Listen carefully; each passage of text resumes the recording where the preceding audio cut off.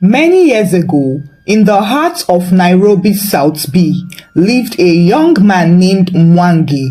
He was a young civil servant in his early 30s and the firstborn of 3 children. He lost his parents in a road accident near Nyahururu, and since then, he became everything to his younger siblings. He sacrificed his university education for years just to make sure Wanjira, his younger sister, went to school and graduated. Since then, Wanjira had been his pride. Wanjira was tall, beautiful, and sharp-tongued. She always walked like someone who was too important for the dust beneath her shoes.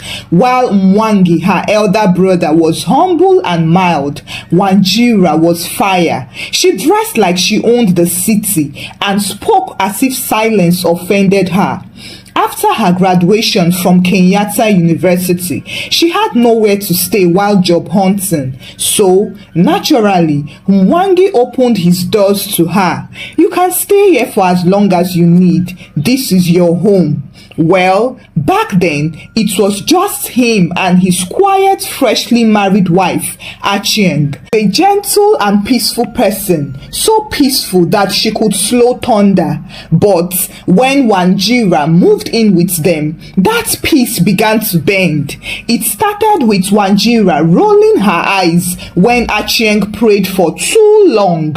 Then, she started to complain that the house smelled of fried fish and herbs. One evening, she even refused to eat the ugali Achieng prepared because she said it was too thick and preferred buying chips from outside. But things truly spoiled the day Achieng gave birth to twin baby, Baraka and Bilha, 2 healthy bouncing babies who were blessings to their parents. Well, for Wanjira, they were a curse because from the moment the babies arrived, Wanjira changed completely. The once slightly snobbish sister turned into a full-blown walking storm. She no longer greeted Achieng, and she avoided the babies as if they were contagious. Whenever they cried at night, she would slam her bedroom door in anger. Even the smell of baby powder and milk irritated her, and she would spray perfume in the living room to get rid of the smell. She hated the sight of tiny socks, used diapers, and toys scattered on the floor. One afternoon, while Mwangi was at work, Achieng stood in the kitchen exhausted. Bilha was crying on her back, and Baraka was fussing in her arms. She couldn't bear it alone and called out to her sister-in-law, "Wanjira, please, just help me to hold Baraka while I warm his milk." Wanjira, who was doing her nails in the sitting room, raised one brow. "Me? Am I a house help now?" Achieng smiled politely. "No, dear, it's just for a few minutes. But Wanjira snapped, "You shouldn't have given birth to twins if you can't handle them." Achieng froze in silence, the kind of silence that was heavier than a church bell in midnight mass. Unfortunately, Wanjira was only getting started with her. A week later, Wanjira came home from a lunch date and found Baraka crawling near the front door. She screamed, "This child peed on the floor. Ew, Achieng, your children are animals." Achieng came rushing, apologized, and picked up her baby. "I'm sorry, he just crawled out of the room. I didn't know." Wanjira shouted, "You don't know anything. All you do is breathe and breastfeed. Is this what motherhood is? Count me out." From that day on, Wanjira stopped speaking to Achieng unless necessary. One day, she told her brother, "You need to build a servant's quarters or I'll move out." Mwangi, who was torn between the woman who was raising his children and the sister he had raised, begged her, "Just be patient, Wanjira. The babies are only 6 months old." "Exactly," Wanjira hissed. "Only 6 months, and I already feel like I'm in a nursery school built in hell."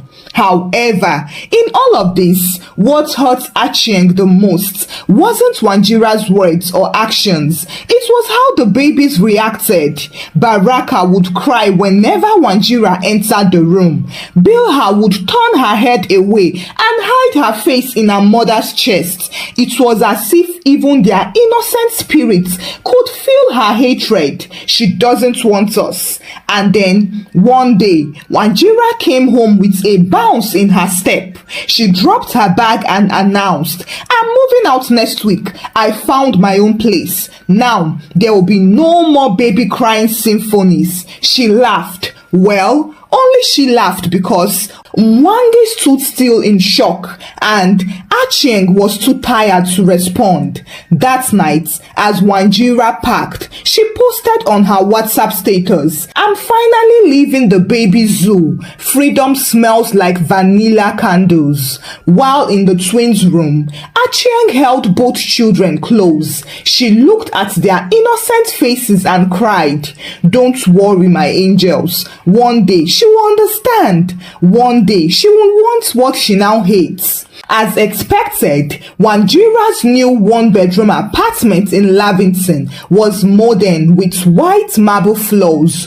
rose gold shower handles, and a kitchen she barely used because she wasn't built for chopping onions. She had landed a communication role at a PR firm, and with her sharp tongue and flashy wardrobe, she quickly rose in popularity. Clients loved her wits, and her bosses loved her boldness. On Instagram, her captions sparkled with sarcasm always. "Motherhood is beautiful, only for those who like noise and poop.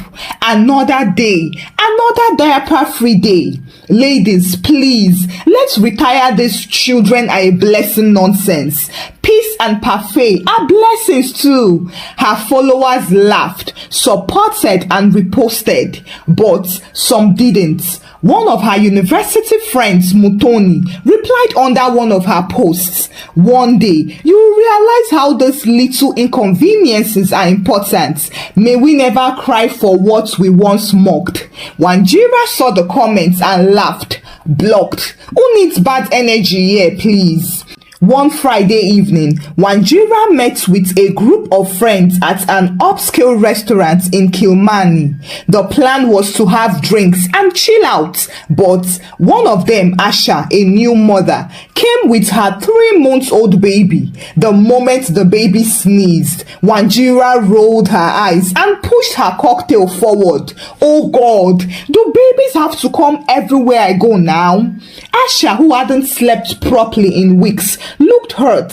"Sorry, I couldn't leave her alone at home." Wanjira scoffed. "It's okay. I just can't wait to have my own home. My marriage will be for me and my man. Children will have boundaries."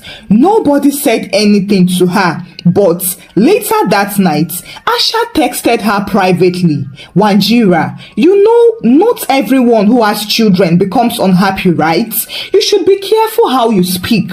Words carry weight." Wanjira typed a reply, paused and then deleted it.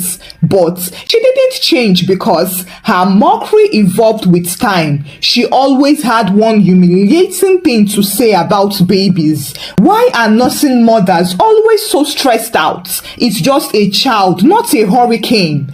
All these aunties with 4 kids and no waistline. Will, can never be me, please. She even laughed when someone told her a story about a baby who died after being left in a car. That is why I don't want children now. They are too delicate and too needy. Everyone was too shocked to reply.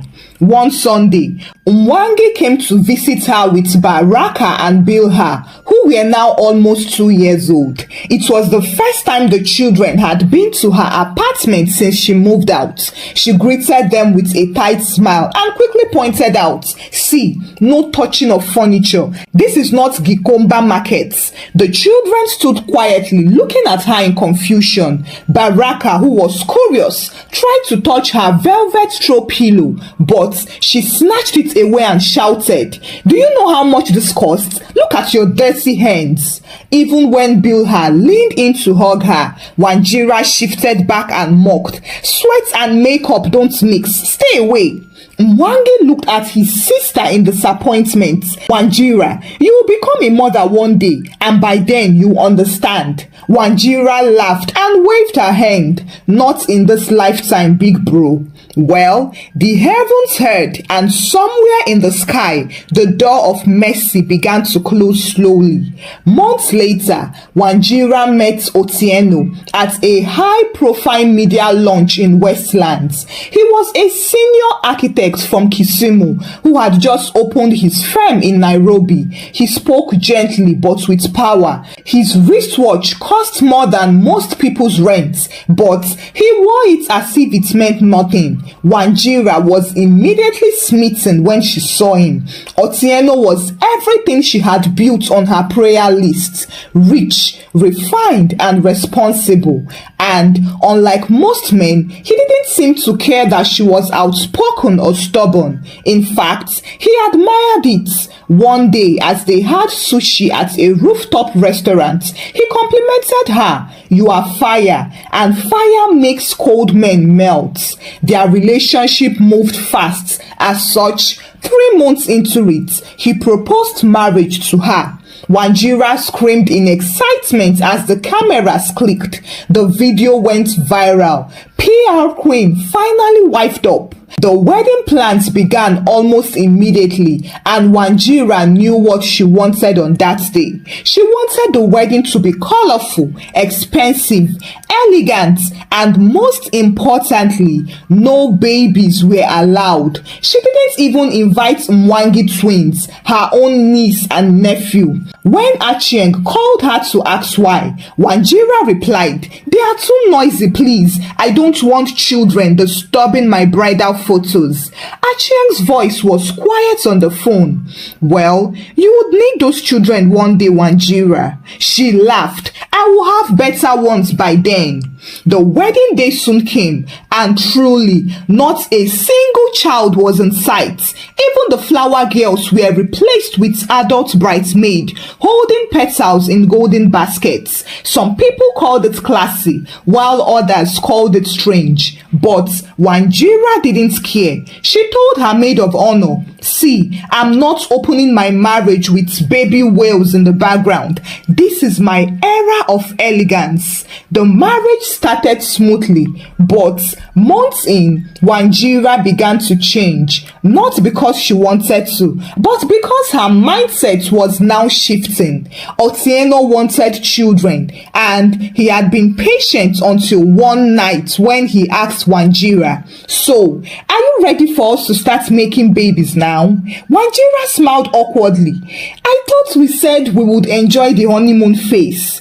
"Yes, I said that, but life is short, and besides, my mom is already asking for grandchildren." Wanjira's chest tightened slightly because she wasn't even using protection anymore. In fact, she had quietly stopped it after their 3rd month of marriage. She was actually trying to get pregnant, but nothing was happening. At first, she blamed the delay on stress or diet. She then went to see a gynecologist. They ran tests, and the doctor said, "You are perfectly fine. You are fertile and healthy. Just give it time." When Otieno did his own tests, the lab reported, "You have excellent sperm counts." So, what was wrong? Because every month, the periods kept on coming punctually like a wicked mathematics teacher. As time passed, Wanjira started going closer to friends who were pregnant or nursing babies. She also followed all maternity content creators on Instagram and liked all their videos, but the memories began to haunt her. They came on their own. She was relaxing one evening when she remembered the time she told Achieng that babies were a waste of hips. The time she laughed at a woman whose child had soiled herself in public, and the time she hissed when Baraka vomited on the floor. She had proudly said, "This is why I don't do children. They come with curses." Now, her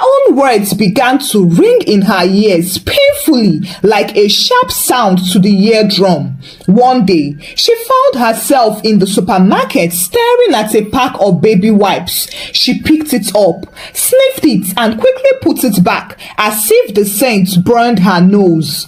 Worst of all, her marriage was being affected now. Otieno started sleeping early immediately he returned. He would come back late and speak less. Wanjira began to watch him like a hawk. She even accused him of cheating, but he didn't defend himself. He simply asked, would it matter? One night, after 2 years of waiting and hoping, she finally said the bitter words aloud in the dark. God, please, give me just one baby. I will never mock them again. I will never reject any child. Just give me one. But the room remained quiet, as if her own words were mocking her by saying, "You don't mean it, do you?" By the end of their 4th year of marriage, Wanjira had totally changed.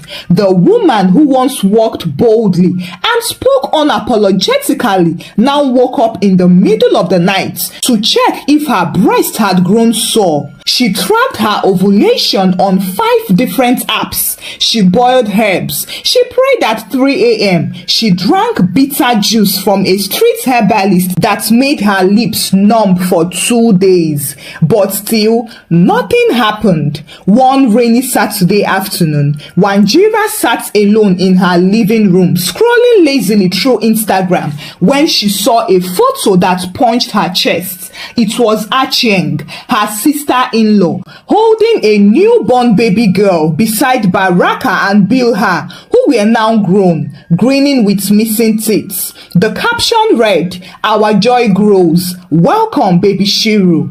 Wanjira stared at the screen like it had betrayed her. A strange laughter escaped through her lips. Oh, she has 3 now. And I, what do I have? She threw her phone on the couch and pressed her hands on her stomach. "Why won't you speak to me?" she cried. "Do you now hate me too?" Her situation made her become bitter again, and she began avoiding social spaces. Whenever friends invited her to baby showers, she would say she was traveling. When her boss suggested a team baby gift contribution, she dropped her pen and snapped, "Why must we celebrate reproduction as if it is an achievement?" Otieno too grew distant. He no longer touched her at night, and he began taking work trips to Kisumu more often. When she confronted him, he said, "I didn't bargain for this, Wanjira. This house feels like a church funeral. I can't stay here and mourn with you." Wanjira looked at him unbelievably. "So, I should perform a miracle and turn the house into a crèche to keep you happy, right?" She barked. But he didn't reply. He just left the room. One day, Wanjira decided to take a walk in Karura Forest to clear her mind. She passed a group of children on a school trip who were jumping, laughing, and chasing butterflies. One little girl with twist braids bumped into her and fell. Wanjira instinctively reached out to help her up, but as she touched the little child's arm, the girl screamed, a loud and terrified scream, as if a monster had touched her. The teacher rushed over and asked, "What happened?" The little girl cried, "She touched me! She touched me! I don't like her!" Wanjira's hands was still stuck mid-air. The teacher apologized and guided the child away. Wanjira stood frozen in shock as the children walked past her without even taking a second look at her. No one smiled or waved at her. That night, she sat on the bathroom floor rubbing her stomach. God, I mocked them, yes. I spoke foolishly, but I didn't know. She cried until her body shook. I will never say it again. I will love them. I will carry them. Please, just give me one. But all she heard in the bathroom was the distant sound of a neighbor's baby crying, and suddenly that cry felt like judgment to her. After yet another negative pregnancy test, Wanjira sat on the edge of her bed one morning and said the words she never thought she would. Maybe we should adopt. Otieno, who was sitting on the couch across the room, slowly looked up. Are you sure? She nodded desperately. Yes, I just want a child to call my own. Otieno didn't speak for a long moment. Then he said, I've already spoken to a lawyer. There is a registered orphanage in Nakuru. They are open to private adoption. Wanjira blinked. You've already? He nodded. Yes, I did it 2 months ago. I wasn't sure when you'd be ready for the idea. His tone was gentle, but his face was still distant, and Wanjira realized that he had stopped hoping with her. However, they made the journey to Nakuru together on a Saturday morning. As they walked into the orphanage, the matron came out to welcome them. Karibuni, you must be Mr. and Mrs. Otieno. She walked them in and showed them the children who were playing around. Wanjira smiled. She knelt and stretched her hands towards a little boy. Hello, dear.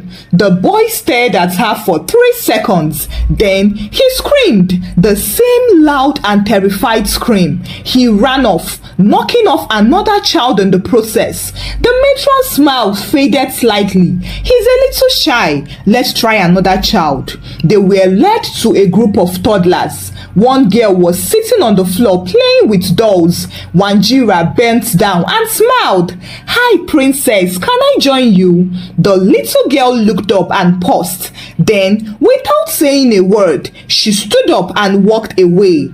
Again, Wanjira was faced with rejection.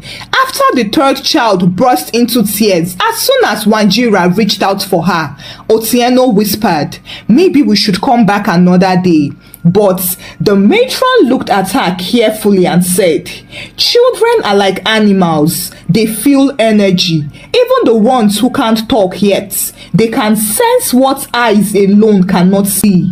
Wanjira was confused. What are you saying? The matron didn't accuse her. She just said, maybe you need to open your heart fully before you hold another's. In the car on the way back to Nairobi, Wanjira sat stiffly with her face turned to the window. She whispered to no one in particular. Even the ones who have no one don't want me. Otieno didn't say anything, but the silence in the car was louder than any judgment. That night, as Wanjira lay on the bed, she remembered all the moments she once laughed at babies when Baraka soiled her scarf and she screamed as if it was acid, when she refused to attend a social gathering because she didn't want to sit near breastfeeding women, when she told Achieng, these things you call children, they are just noisy furniture. Now, even the noisy furniture wouldn't sit beside her. Unfortunately, the next morning, she woke up to find a note on the dining table that read, Wanjira, I can't do this anymore. I married you for love, but love without growth becomes pain. I want to be a father. I need to be. Maybe the door will open for me elsewhere. I hope peace finds you, Otieno. Wanjira stood there frozen. She tried calling him, but his phone was switched off. She sat on the floor and wept. Even the man I tried to change for has walked away from me. But as she wept, she heard a tiny voice whisper to her, are you sure you changed because you understood, or you changed because you wanted something? Children know the difference. After 8 years of being married and hoping for a child, the only thing Wanjira could boast of was silence and loneliness. The house was now too silent and spotless. Still, she cleaned more than necessary and rearranged the furniture, but nothing removed the hollowness in the air.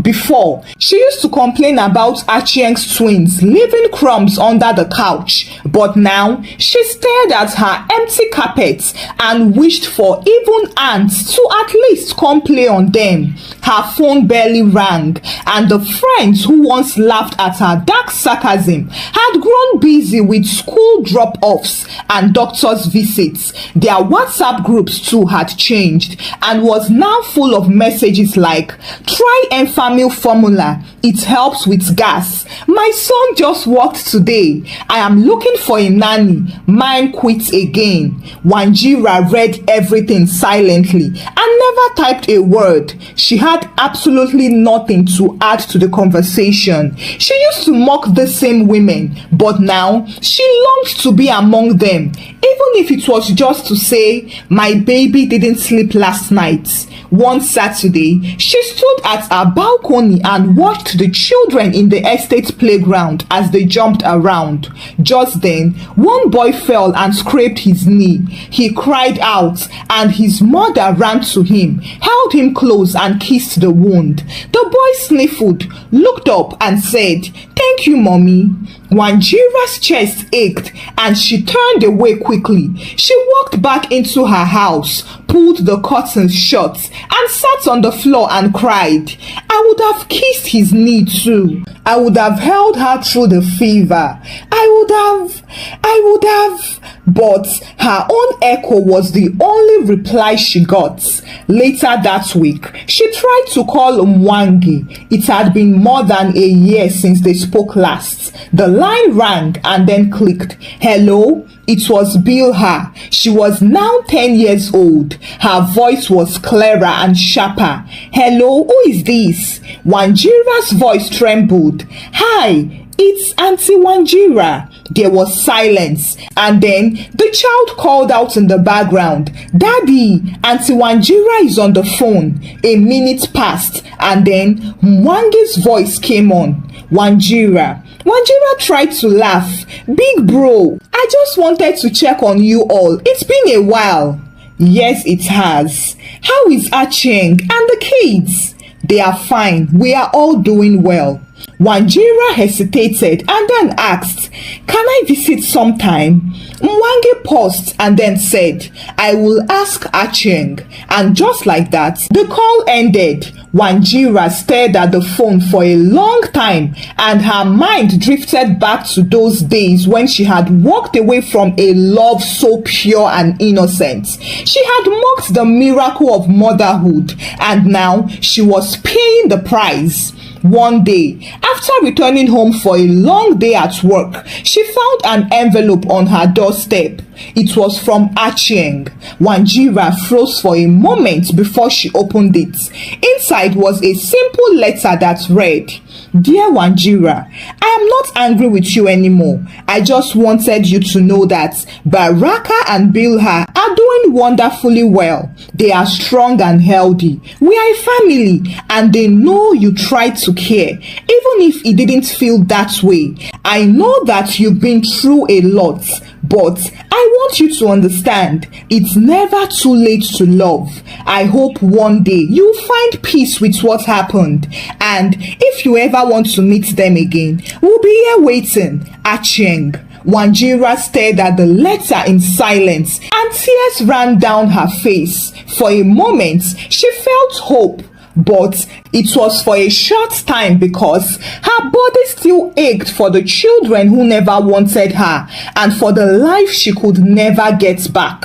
But she didn't give up. She decided to try again. 1 year later, she reached out to an adoption agency in Nairobi. She arrived at the orphanage nervous but determined. The matron welcomed her with a gentle smile. "You are welcome, madam. We have many children who would love a new home." As Wanjira walked through the hallways, she smiled at the innocent faces. She stopped near one room where a little boy was quietly sitting by the window. She stepped forward, crouched down and smiled at him. "Hello, young man. My name is Wanjira. What is your name?" The boy didn't look up or respond. Wanjira reached out slowly, but just as she was about to touch his shoulder, he looked at her with fear, stood up quickly, and ran to the other side of the room. The matron walked over and consoled Wanjira. "He doesn't like new faces. It is not you." Wanjira nodded and tried to fight the sting in her chest. Of course, she knew it was not the boy. Rather, it was the hatred she had once carried in her heart that was repelling the children from her. That night, after leaving the orphanage, Wanjira sat by her window, staring out at the stars, and in that private moment, she realized something crushing. She had never really loved children. She only wanted the status of motherhood, the image and the pride, but never the sacrifice or the patience. Well, now she had nothing. She knew she couldn't take back the years she wasted, but perhaps, just maybe, there was room for something new. And so, the next weekend, she drove to her brother's house. Her heart pounded as she knocked on the door. Baraka opened it and exclaimed, "Auntie!" Before she could say anything, he ran into her arms and wrapped his arms around her. Bilha, who was shy at first, came running and smiling with her hands raised. "We've been waiting for you, Auntie. We missed you." Tears flooded Wanjira's eyes. She hugged them tightly, and for the first time in years, she felt the warmth of what she had once mocked. Karma had indeed come. But it didn't come with punishment. Instead, it offered redemption and a second chance, a chance to heal, to learn, and to love again. And now, she would spend her days being a mother to her brother's children. Thank you for watching the story. Kindly share your thoughts about the story with me in the comment section. What did you learn from the story? Share the story out with your loved ones and give the story a thumbs up. Subscribe to this channel if you've not done so by now. Until I bring another story your way. Bye.